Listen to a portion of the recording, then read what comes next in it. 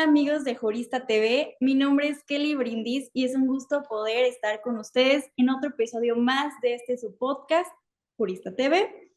En esta ocasión, de manera virtual, tenemos el honor de presentar al doctor Edgar Corzo Sosa, candidato a ministro de la Suprema Corte de Justicia de la Nación. Bienvenido, doctor. ¿Cómo se encuentra el día de hoy? Hola, Kelly, muchísimas gracias por la invitación de Jurista, en este caso con un podcast de televisión, lo cual me parece muy importante, pero sabemos que Jurista también tiene revistas, tiene un edificio, hace actividades académicas, conferencias, así que yo encantado de estar con ustedes el día de hoy y me encuentro bien, con ganas de charlar contigo y con todos los que ven y siguen Jurista. Excelente, muchísimas gracias. Igual le reitero, gracias por estar aquí con nosotros el día de hoy. Antes de entrar a materia, me gustaría preguntarle quién es Edgar Corzo Sosa, para que nuestra audiencia igual también lo pueda conocer un poquito más. Con mucho gusto, Kelly. Bueno, Edgar Corzo Sosa es un veracruzano, nací en Veracruz, hizo parte de sus estudios en Veracruz, después lo siguió en la Ciudad de México, ha tenido la posibilidad de estudiar en la UNAM, habiendo egresado de la carrera de Derecho, y después con la oportunidad de ir al extranjero a hacer estudios de posgrado, regresar a México, dedicarme a la investigación desde la Universidad Nacional Autónoma de México e incursionar en algunos lugares muy importantes como la Suprema Corte de Justicia de la Nación, la Comisión Nacional de los Derechos Humanos y la Organización de las Naciones Unidas. O sea, alguien sencillo, creo yo, serio, un poco la alegría de ser veracruzano y con una formación intensa académicamente y una amplia experiencia profesional, Kelly. Excelente, muchas gracias por compartirnos un poco más acerca de usted y de su trayectoria, para que nuestro público justamente pueda saber un poquito más quién es usted. Ahora, usted ha representado México en los más altos espacios de derechos humanos de la ONU. ¿Cómo ha moldeado esta experiencia su visión de la justicia y su aspiración a ser ministro de la Suprema Corte? Pues me ha impactado mucho, que el día de entrada te respondo. Gracias al gobierno de México, quien me propuso ante la Asamblea General de las Naciones Unidas, y esta última fue la que me nombró, pues formo parte del Comité de Trabajadores Migratorios de la ONU. Es uno de los 10 comités y efectivamente ahí estamos realizando actividades de defensa de derechos humanos. He llegado a presidir este comité e incluso los 10 comités de derechos humanos. ¿Esto cómo me ha impactado?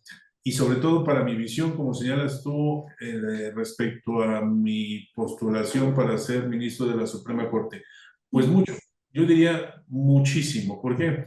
Porque desde Naciones Unidas vemos cómo se lleva a cabo la protección de derechos humanos de diversos países, no solamente de México, sino vemos de los diversos continentes y tenemos una visión muy amplia porque no solamente es lo que nosotros le preguntemos al país, sino que las agencias de Naciones Unidas nos informan, la sociedad civil también nos informa, otros comités de derechos humanos también nos informan. O sea que tenemos un conocimiento muy amplio y muy cierto de lo que parece, lo que cada país tiene en protección de derechos humanos. Si alguien cree que estamos jugando a las Naciones Unidas nada más y no vemos la problemática que pasa en los países, yo creo que se equivoca.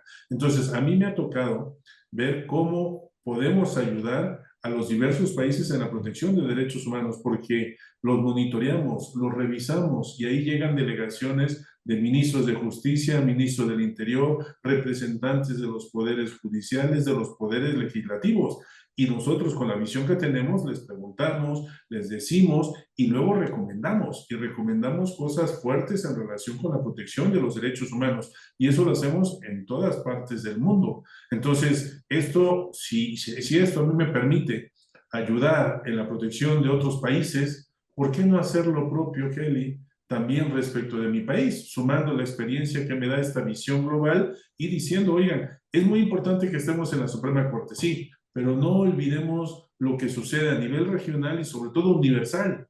¿Por qué? Porque esas son obligaciones que tenemos que cumplir. Entonces, la Corte debe de tener no una visión solamente de país, sino Claro. una visión de región y también una visión global, porque están en concierto. Lo que pasa en México puede pasar en Argentina, o un migrante que está en África puede llegar a México. El mundo está globalizado. Entonces, la experiencia que tengo yo en Naciones Unidas, yo la quiero poner en la mesa, como no, desde la Suprema Corte de Justicia de la Nación, y desde ahí, pues seguir uniendo. O sea, sería muy bueno que además la Corte Mexicana volteara y viera la Corte Interamericana y volteara a los comités de derechos humanos y tuviera relación y que diga, tenemos esta problemática, ¿cómo la podemos resolver?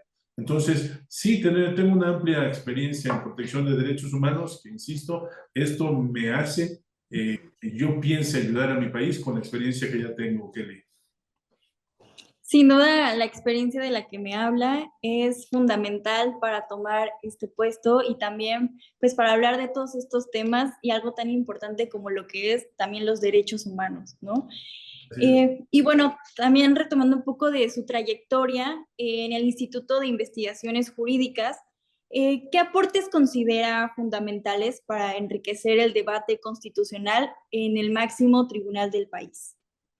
Cuando me dicen, Kelly, Instituto de Investigaciones Jurídicas, pues tenemos que hacer referencia a la investigación, pero junto con la investigación a la academia en sentido amplio, es decir, la docencia, la formación de recursos humanos. Entonces, yo considero que hasta ahora hemos estado muy separados lo que es la academia con la impartición de justicia. No sé, bueno, quiero saber un poco por qué, pero hemos estado como el agua y el aceite, Kelly. No nos llegamos a unir, ¿sí? Entonces, de repente dicen, oye, pues tomamos en cuenta esta sentencia, dice la academia, pero pues de repente ni siquiera sabe cómo fueron los orígenes de esa sentencia. O en el pleno de la corte, de repente logran citar a algún doctrinario, pero lo hacen así como, a ver, no, los que tenemos la razón y el derecho somos nosotros, del pleno de la Suprema Corte de Justicia de la Nación. Entonces, no, yo creo que ha habido una separación que debe acabar. Con independencia del resultado del 1 de junio, Kelly, yo considero que ya debemos dejar a un lado ahí sí esa posición conservadora y aislada de lo que somos, y vamos a entrarle con ganas. O sea, vamos a entrarle a saber una resolución del Pleno de la Corte, pues hay que criticarla académicamente, y cuando digo criticarla es propositivamente, y sin esperar que, es que los ministros de la Corte se van a enojar porque le vamos a decir en qué se equivocaron. No, yo creo que eso debe de pasar ya y debe trascender. Pero por otro lado, no podemos dejar los investigadores, los académicos, de enseñar el derecho sin tomar en cuenta lo que dice el Pleno de la Suprema Corte de Justicia de la Nación y otros tribunales. Ya también basta de muchas opiniones personales. Hay que tomar en cuenta las resoluciones judiciales, como se hace en otros ambientes. Entonces, yo, en lo personal, me gustaría muchísimo que esa agua y aceite dejen de existir así, que no estén aislados estos dos mundos y que nos vayamos los dos juntos de la mano para construir mejor el derecho y apoyar los derechos humanos de las personas. Insisto, yo creo que ya basta de que estemos separados. Vamos a jugar a entendernos mejor y a crear mejor el derecho y a proteger mejor a las personas, Kelly. Claro que sí, como lo comenta, sin duda la sociedad también va evolucionando, se va actualizando y se necesita de esta retroalimentación de ambas partes para poder trabajar en conjunto y que, como lo dice, ya no sea como agua y aceite, se pueda trabajar de manera colaborativa y al final de cuentas se logre el fin común, que es pues el bien para todos y todas. Así es. Bien, y como experto en migración y derechos humanos, ahorita que estábamos hablando de ese tema, ¿qué reformas o criterios cree que la Corte debería impulsar para garantizar una justicia más justa, incluyente y respetuosa a la dignidad humana? Con mucho gusto, Kelly. Aquí tengo que señalar que nuestro más alto tribunal, incluso el Poder Judicial Federal en general, ha emitido criterios muy favorables para la protección de los derechos humanos, y dentro de ellos se encuentran criterios a favor de las personas en contexto de migración, y no solamente de ellos, sino también de otras personas que están en situación de vulnerabilidad, como las comunidades indígenas, afrodescendientes, también las personas con discapacidad. Entonces ha habido una evolución muy importante de estándares de derechos humanos con base en lo que dice nuestra Constitución, lo que dicen los tratados regionales y lo que dicen los tratados internacionales. Entonces, digamos que en términos generales hay un balance positivo. Sin embargo, yo creo que aquí tenemos que hacer un análisis más detallado de las políticas migratorias que hay. Cada vez, y lo vemos en todo el mundo, desde Naciones Unidas lo veo, o sea, lo que pasa en la frontera de México y Estados Unidos, pasa en la frontera entre Colombia y Panamá, y pasa en las fronteras de Marruecos y España, y pasa en la frontera de Turquía y Grecia, en todas partes del mundo. Entonces, aquí lo que veo es que cuando hay una política migratoria fuerte, restringida, pues ahí se producen de entrada muchas detenciones. Y si se producen detenciones hay violaciones de derechos humanos. Entonces ahí es en donde debemos de caminar. Una política migratoria, aunque sea soberana, no puede dejar a un lado la protección de los derechos humanos. Entonces, cuidado con lo que haga cualquier país en esa política migratoria, porque está bien que decidan ellos cómo entra el flujo migratorio, pero no puede hacer a un lado los derechos que traen las personas. Es decir, si viene alguien y solicita refugio, la condición de refugiado, pues no lo vas a devolver al país inmediatamente. ¿Por qué? Porque puede ser que lo maten, puede ser que traiga una amenaza, puede que pasen muchas otras cosas más. Entonces tienes que analizar su situación y con base en la situación de esa persona, pues ya verás, igual y le das una visa humanitaria por cierto tiempo. O sea, hay muchas posibilidades. Lo que sí no hay que tomar la idea de una política migratoria ciega en donde solamente se cierran los ojos y van todos para atrás. Yo creo que eso no da resultado, porque además hay que pensar, si los mandas para atrás, qué va a pasar? El lugar de donde vienen ya no tienen solución. Entonces volverán a venir y los volverás a mandar para atrás, volverán a venir. Es un problema circular. Entonces tenemos que tener mucha atención en esa protección de los derechos humanos de las personas. Pero además, el problema, Kelly, es regional, el problema es mundial, no se acaba en una frontera. Traemos gente de 150 países o más, de todo el mundo pasan por México, quieren llegar a Estados Unidos, que ahorita nos dicen, ya bajó el porcentaje de personas que se pasaban a Estados Unidos. Bueno, será el oficial, porque seguramente pues pasarán por otros lados y habrá redes de narcotraficantes, de delincuentes que les encante ayudar en estos momentos de una política migratoria muy restringida. Entonces, yo creo que desde el Poder Judicial de la Federación se ha caminado bien en la protección de los migrantes, de otras personas en contextos de vulnerabilidad, pero yo creo que todavía nos falta todavía más. No hay que ver solamente lo que estamos viendo de nuestros nacionales en Estados Unidos que vienen para acá. De hecho, lo vemos y hemos estado consternados ante el nivel de estrés, de miedo que tienen en Estados Unidos. Bueno, también hay que pensar los que vienen y entran a México, que vienen con estrés, que vienen con angustias y que tienen con muchos problemas. Entonces, hagamos una política migratoria, ahora sí, humana. Ese humanismo mexicano que tanto se pregona, que estoy de acuerdo con él, porque ya lo llevamos al texto de la Constitución, pues hay que trasladarlo a todas las personas, en este caso de contexto de migración, ayudar a los que entran. Y yo soy partidario de algo muy en especial, Kelly, que es mediante el trabajo se puede regularizar a las personas. Si les damos la oportunidad de trabajar a las personas migrantes porque vienen con ganas, son jóvenes y si trabajan y una empresa se hace responsable de ellos, con base en un ejercicio de 2 o 3 años, podemos ver si la persona efectivamente vino a trabajar y es responsable y ya de ahí darles un estatus de residencia diferente. ¿Para qué? Para apoyar no solamente a nuestro país económicamente, sino a su país porque ellos también envían remesas. Así como nuestros mexicanos nos envían dinero y es un ingreso muy importante para el país, también los que vienen del extranjero y entran a México, pues aportan a México y también a su país. Entonces, hagamos una política migratoria humanista integral, Kelly.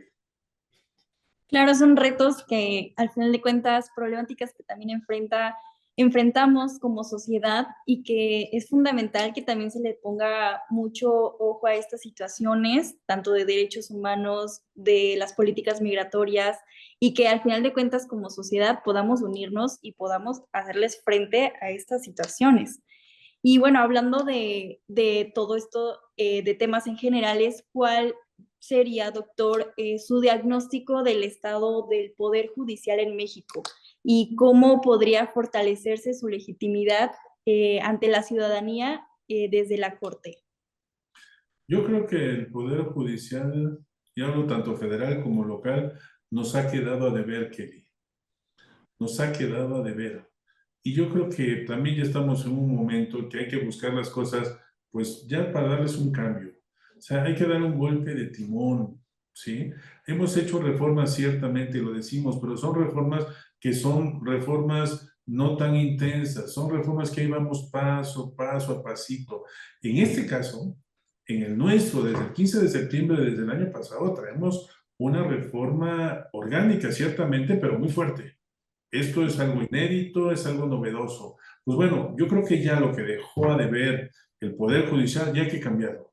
¿Sí? ¿Por qué? Porque se supone que el Poder Judicial tiene que ser ese poder en donde se resuelvan los conflictos, en donde se diga el derecho y todo el mundo diga tranquilamente, está bien, no tenía la razón y ya. Pero no, resulta que cuando recibe una sentencia una persona, lo primero que dice es, no, esa sentencia está mal, ese juez se vendió, es corrupto, y empieza una serie de cosas a cuestionar la labor del Poder Judicial. Entonces, yo creo que ahí sí hemos quedado de ver mucho. Ya sé que hay siempre dos partes y nunca vas a quedar bien con las dos partes, pero entre mejor decidas, yo creo que puedes ayudar a que las personas reciban las sentencias. Entonces, entrémosle, aprovechemos esta oportunidad que se nos está dando. Ya dejemos de estar viendo hacia atrás. Oigan, pero como estábamos antes, bueno, olvidemos el pasado. Ahora construyamos el presente, lo que estamos viendo. Y ahí, ¿qué es lo que tenemos que hacer? Pues a ver, hay una elección. ¿Sí? Ahora los jueces eligen. Pues hay una relación muy especial de los jueces con la ciudadanía. Es imposible cerrar los ojos. Entonces, si ya los eligen y son personas que tienen necesidades, pues ya hay un compromiso social fuerte. Entonces, lo que no puede hacer el juzgador a partir de ahora, Kelly, es dejar de ver la problemática social, es dejar de ver las injusticias sociales. Eso sí lo teníamos, pero muy rezagado, lo teníamos escondido. A veces las sentencias eran más, pues porque más recursos tiene y más opulencia mostraba. Bueno, pues ahora veamos y pongamos todos en un plano de igualdad, piso parejo. Si tiene mucho dinero, muy bien. Si tiene poco dinero, muy bien. Pero aquí la cuestión es compromiso social. Hay que darle la cara ya a la sociedad. Y además, no solamente en las sentencias, que es en donde acabamos de decir, tienen que ser apegadas a derecho y tienen que responder a las necesidades sociales.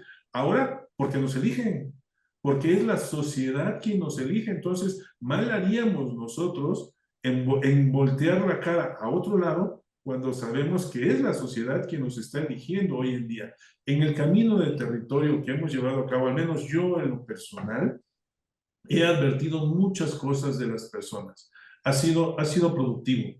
¿Por qué? Pues porque me dicen de todo. Hay quien incluso se da media vuelta y no me quiere recibir, o quien me dice, oiga, pero pues a usted no le creo. Oiga, pero pues otra vez nos vuelven a decir lo mismo. O sea, hay algo ahí que hay que cambiar, hay que entrarle. Estamos electos popularmente, o seremos electos popularmente, pues tomemos en cuenta qué le pasa al pueblo, qué le pasa a la sociedad, qué le pasa a los empresarios. No estoy dejando a nadie afuera, hay que ser incluyentes y de acuerdo a las problemáticas que existan, pues hay que dar la mejor solución. No es dar una solución a quien más dinero tenga, no es dar una solución a quien más poder tenga, es dar una solución apegada a derecho, pero que beneficie a la mayoría de las personas. Esa es la intención que tenemos que aprovechar en esta oportunidad, Kelly, que tenemos de una reforma más, esta sí muy innovadora, al Poder Judicial y no solo federal, sino también al local. Sí, claro, definitivamente es un cambio que sí o sí debe de haber. Y hablando, bueno, de esto de las candidaturas, doctor, si fuera nombrado ministro, ¿cuáles serían sus prioridades en la construcción de una corte más cercana a los derechos de las personas y a los principios democráticos? Con gusto, Kelly. Hay algo que me ha pegado muchísimo y es la desconfianza que existe. ¿Sí? Cuando voy en campaña de tierra, o en algunos videos también, existe una desconfianza. O sea, hay una frase que nos dice, piensa mal y acertarás. Pues eso es lo que persiste también en relación con el Poder Judicial y a mí en lo personal no me gusta. Sí, estoy formado de una manera tal que si me dicen las cosas así con desconfianza, yo digo, bueno, pero ¿por qué? ¿Cómo las causé? ¿Dónde está el origen de esto? Pues bueno, es un origen que hemos tenido arrastrando muchas cosas desde antes. Entonces, yo creo que lo que hay que hacer es ganar la confianza, pero ganar la confianza no significa que, ay, te voy a dar la razón por eso, oye, oye, para que me caigas bien, o para que yo te caiga bien, o para que no me golpees en los medios, te voy a dar la razón. No, no es eso. Es ganar la confianza en donde digan, oye, soy juez y se respeten. Es como el maestro de la escuela rural, en donde vas y dicen, ah, es el maestro y todo el mundo lo respeta. A ese respeto, a esa confianza me estoy refiriendo. ¿Y cómo podremos retomarla? Porque, insisto, el nivel de desconfianza que he visto en la calle es muy fuerte. Entonces, ¿cómo podemos retomarlo? Pues yo creo que, en primera, emitiendo resoluciones que resuelvan problemas sociales. En segunda, actuar como verdaderamente juzgadores. Actuar como alguien que conoce el derecho y que lo va a aplicar en beneficio de las personas. No actuar como alguien que va a hacer algo mal. ¿Sí? O sea, ya sé, el policía, pues normalmente lo ves y dices, es que me va a pegar, es que me va a hacer algo. Bueno, pues no puedes pensar exactamente igual del juez, es que el juez me va a hacer daño. No, al contrario, el juez tiene que analizar el derecho y tiene que ayudar en esa parte que le corresponde por ese compromiso social. O sea que yo sí creo que una prioridad al llegar a la Corte, además de resolver los asuntos que están dejando en el rezago y los temas más importantes, porque en realidad los ministros actuales ya se fueron, ya dejaron de estar. Entonces, además de organizar, que eso va a ser muy importante, y apoyar al resto de los órganos jurisdiccionales, porque esa es la tarea que nos toca. O sea, esto no nada más es llegar el 1 de junio y ya todo es nuevo. No, hay que construir muchísimas cosas, pero la confianza en la impartición de justicia debe regresar. Y yo creo que ahí es donde tenemos que presentar, poner el asunto, poner el acento sobre las IES. ¿Cómo gano esa confianza? Pues bueno, resolviendo la problemática social. ¿Sí? Si alguien tiene más dinero pues, bueno, y lo obtuvo indebidamente, pues no es bueno que así lo haga.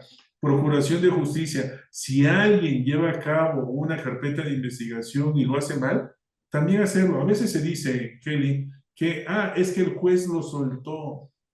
Bueno, está bien, hay estadísticas al respecto, pero también hay que pensar que el juez lo soltó y analizar, porque puede ser un caso en donde la Procuración de Justicia, el Ministerio Público, no hizo bien su trabajo. Entonces aquí hay algo importante. Yo creo que el juez debe de tener la posibilidad de dar vista al sistema de Procuración de Justicia cuando vea que un Ministerio Público en una carpeta de investigación hizo las cosas mal y uno tiene que soltar a las personas. Entonces, tenemos que ayudar al propio sistema a que resuelva esa problemática y esa persona que no salga, sí que esa persona se le esté juzgando y efectivamente mandar una señal de condena y de no impunidad. ¿Y cómo lo hacemos? Oye, si ya me di cuenta que ese Ministerio Público hace las cosas mal, pues dale vista al Ministerio Público, al sistema, pues para que digan, oye, ese está haciendo las cosas mal. Y lo mismo dentro del Poder Judicial. Y para eso tendremos muchos mecanismos. Hay varias formas, pero aquí lo importante es devolver o reducir al mínimo la desconfianza y acrecentar la confianza en la impartición de justicia en los juzgadores que... Claro, es fundamental. Y ahora, con base a estas propuestas que me comenta, para finalizar este capítulo, nos gustaría que nos regalara algún último mensaje para nuestra audiencia que nos esté viendo acerca de esta candidatura. Con mucho gusto. A ver, es importante que vayan a votar, ¿sí? Porque, muy sencillo, la justicia de mañana será impartida por los jueces que se elijan ahora. Entonces, siempre digo, no nos llamemos sorprendidos. Entonces, después van a tener una sentencia que les va a afectar y entonces van a decir, es que ese juez no debía estar impartiendo justicia. Bueno, tuviste un momento para ver su perfil, para ver su currículum y decidir si esa persona cumplía o no. Entonces, sí es muy importante ir a votar. Yo creo que no debemos de dejar pasar esa oportunidad. Hay que investigar, hay que informarse de los perfiles. Yo estoy en la boleta morada y soy el número 38. Mi página de internet, mi página es www.edgarcorso.com y ahí están mis redes. Entonces, averigüen quién soy yo, pero hagan lo mismo con el resto de los participantes y tomen la mejor decisión y vayan a votar. Yo creo que a nadie le conviene que esta reforma salga mal. ¿Sí? Así que pongamos nuestro granito de arena y vayamos y votemos y que queden, en verdad, las personas que tengan experiencia. No se vale decir, oye, ahí voy aprendiendo conforme voy llegando y a ver, hay que me enseñen los que están abajo. No, yo creo que hay que llegar con madurez, hay que llegar con solera. O sea, estamos hablando de la Suprema Corte de Justicia de la Nación. Si nos ponemos a ver las edades que tienen las personas en los diferentes más altos tribunales del país, son personas que en realidad van al final de su carrera, porque ya tienen un prestigio ganado, ya tienen experiencia, ya han caminado y eso te da más certeza de que las cosas quedarán mejor y que vas a poder proyectar confianza en lo que digas y hagas en el Poder Judicial. Así que vayan a votar y soy boleta morada número 38. Excelente, pues muchísimas gracias, doctor, por estar aquí con nosotros el día de hoy, por su presencia, por sus palabras y pues por contarnos todo acerca de su trayectoria y de sus propuestas. La verdad le deseamos todo el éxito del mundo. Les recuerdo a todos los que nos están sintonizando, él es el doctor Edgar Corso Sosa, candidato a ministro de la Suprema Corte de Justicia de la Nación. Así que muchísimas gracias. Gracias, jurista. Un saludo. Gracias. Nos vemos entonces en el siguiente capítulo.